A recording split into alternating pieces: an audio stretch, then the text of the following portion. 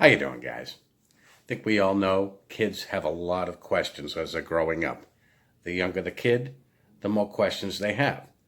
See, parents know this day is coming, but they put it off. They put it off. They put it off. And they develop very good defenses for this. How many times have you asked your parents questions that you never actually got the answer to? You go up to your father one day and you ask, "Dad, where do babies come from?" See, now fathers don't have a clue where babies come from because they always have this confused look. Go ask your mother. That's what you do. You go into the other room. You ask your mother, "Ma, where do babies come from?" And your mother's response is always the same. "Don't you have homework to do?" "Well, no, Ma, it's summer vacation." "Well, why wait until the last minute?" Well, you go off. You're never going to find out where babies come from. In the parents' defense, they realize a little bit of information with kids could be very dangerous because they know once kids find out this information, they're going to reveal it to the whole world. Boys have a penis, girls have a vagina. Of course, you could do what I did and ask them while they're both together. I went to a parochial school for many years. And I think I was about 6 or 7 years old. And we were driving home one day, and I was in the back seat. My parents were in the front seat. And just out of the clear blue, I asked, "Can nuns get pregnant?" There was a little hesitation. And simultaneously, they both answered. My father said yes. My mother said no. So there I am in the back seat.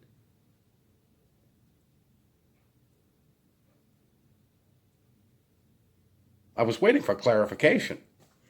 I mean, my father said yes, my mother said no, and I'm like, which is it? Never got the answer. Somehow the subject got changed. But years later, I found out the truth, and, well, they neither were lying, neither were telling the truth. See, my father was being serious. Yes, they can get pregnant.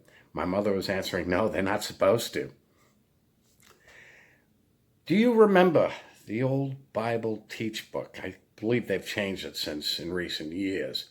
But when you open it up, you first start studying with Jehovah's Witnesses, and what's the first thing you see? You get a picture of this little girl with this look of wonderment on her face. Now, the first indoctrination they try to set is you have to look at studying the Bible with the mind of a child. What they're not telling you is, what they're trying to do is keep you with that mind of a child in every aspect of your life. I notice this pretty much right away. Now, it's much, much easier if somebody's born in to keep them in that childlike mentality. A little bit more difficult when somebody comes into the organization to get them into that mindset of a child mentality. Let's face it. If you grow up outside of the organization, your head is loaded with information. And it's very difficult to put on that tight watchtower helmet. It just doesn't work. But I noticed that for the most part, conversation with Jehovah's Witnesses, your average JW was quite childish. They could only go so far. Really not their fault. They didn't know any better. The publications, the Watchtower studies, the speakers from the platform, JW Broadcasting. When you pulled back and you really looked at it, you felt like you're very condescending. They were talking down to you. They were talking to you like you were an idiot. I actually had one elder explain to me about women. Well, women are the weaker vessel. Like I had never known women my entire life. In actuality, I knew some women that could physically manhandle them pretty damn easily. But that was the one thing they could not speak to anybody on an adult level because Watchtower likes to keep the rank and file in that childlike mentality. The one difference is kids ask why. Jehovah's Witnesses don't ask why. They're indoctrinated not to ask questions. They're just spoon-fed information and told to accept it. Now, when you first start studying with Jehovah's Witnesses, they give you that idea. You always have to ask why. Once you're baptized, that stops. They will not answer any questions unless it's within their guidelines.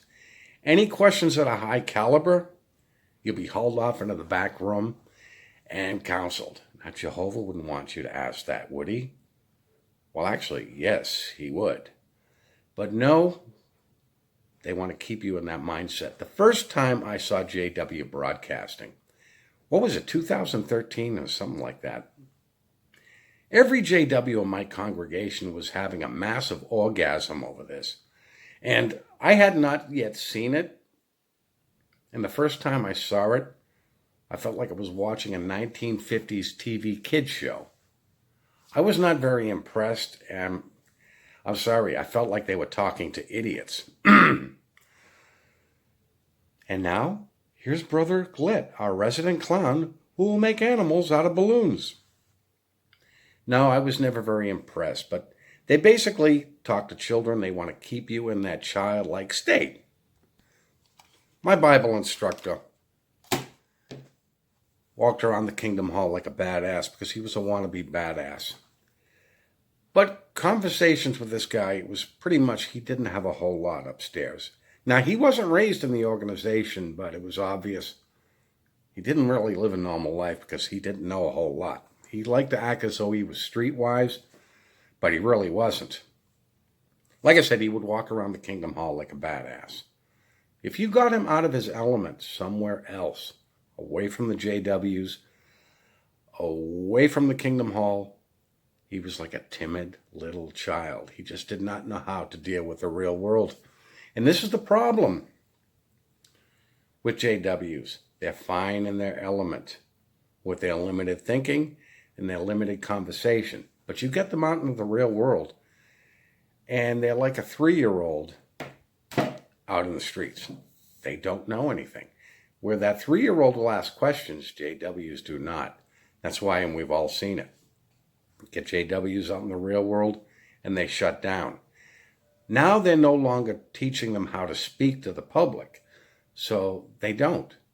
What Watchtower wants to do is isolate them and keep this childlike mentality going for as long as possible.